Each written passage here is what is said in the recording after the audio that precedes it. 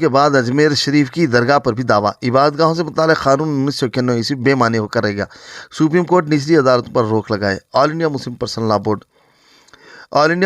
لا board اس بات پر سخت برہمی اور اظہار تشویش کرتا ہے کہ ملک کی مختلف عدالتوں میں ایک کے بعد دیگر مساجد اور درگاہوں پر دعووں کا ایک نیا سلسلہ شروع ہو گیا ہے۔ ابھی سنبھل کی جامع مسجد کا معاملہ تھما ہی نہیں تھا کہ عالمی شہرت یافتہ اجمیر کی درگاہ پر سنکٹ موچن مہادیو مندر ہونے کا دعویٰ کیا گیا۔ افسوس کی بات یہ ہے کہ اجمیر کی مقامی عدالت ویسٹ سول کورٹ نے اس عرضی کو سماعت کے لیے بھی منظور کر لیا اور فریقین کو نوٹس جاری کر دیا ہے۔ شکایت کنندہ نے درگاہ کمیٹی، مرکزی وزارت برائے اقلیتی امور اور مرکزی محکمہ آثار قدیمہ کو مدعا علیہ بنایا ہے۔ آل انڈیا مسلم پرسنل لا بورڈ کے قومی ترجمان ڈاکٹر سید قاسم رسول الیاس نے ایک پریس بیان میں کہا ہے کہ عبادت گاہوں سے متعلق قانون پلیسز آف ورشپ ایکٹ 1991 کی موجودگی میں اس طرح کے دعوے قانون اور دستور کا کھلا مذاق ہیں۔ پارلیمنٹ میں یہ قانون لاتے وقت یہ واضح کیا گیا تھا کہ 15 اگست 1947 کو جس عبادت گاہ کی مسجد، مندر، گرودوارہ، بودھ وہار، چرچ وغیرہ کی جو پوزیشن ہے وہ اعلیٰ حالیہ باقی رہے گی اور اس کو چیلنج نہیں کیا جا سکے گا۔ دراصل اس کا مقصد بالکل ہی واضح تھا کہ بابری مسجد کے بعد اب کسی اور مسجد یا دیگر مذاہب کی عبادتگاہوں کو نشانہ نہ بنایا جا سکے۔ تاہم یہ افسوسناک اور شرم کی بات ہے کہ گیان واپی مسجد، وارانسی، متھرا کی شاہی عیدگاہ،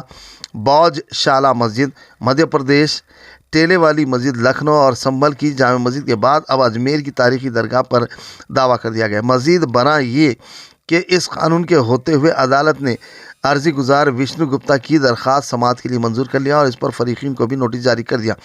ہندو فریق نے دعویٰ کیا ہے کہ درگاہ کی زمین پر بھگوان شیو کا مندر تھا جس میں پوجا اور جل ابھیشیک ہوا کرتا تھا۔ انہوں نے کہا کہ بابری مسجد کیس کے دوران بینچ نے نہ صرف یہ کہ اس قانون کا حوالہ دیا بلکہ یہاں تک کہ کہا کہ اس ایکٹ کی موجودگی میں کوئی نیا دعویٰ پیش نہیں کیا جا سکے گا۔ لیکن اب گیان واپی مسجد پر نچلی عدالت نے دعویٰ قبول کر لیا ہے تو مسلم فریق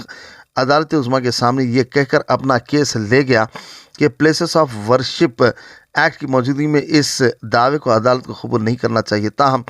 عدالت نے اس پر نرمی اختیار کر لی ہے کہ سروے کیے جانے سے 1991 کے قانون کی خلاف ورزی نہیں ہوتی، جس کا نتیجہ ہے کہ متھرا کی شاہی عیدگاہ، لکھنؤ کی ٹیلے والی مسجد کے بعد سنبھل کی جامع مسجد اور اجمیر کی درگاہ پر دعویٰ کر دیا گیا ہے۔ ڈاکٹر الیاس نے چیف جسٹس آف انڈیا سے اپیل کی کہ وہ فی الفور اس معاملے کا از خود نوٹ لے کر نچلی عدالتوں کو پابند کریں کہ وہ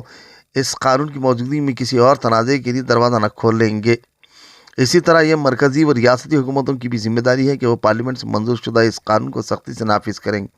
ویورز ہمارے فیس بک، یوٹیوب اور انسٹاگرام پیج کو لائک، سبسکرائب، فالو، کامنٹس اور شیئر کرنا نہ بھولیں تاکہ فری لانس جرنلزم کی فلاح و بقا کو یقینی بنایا جا سکے۔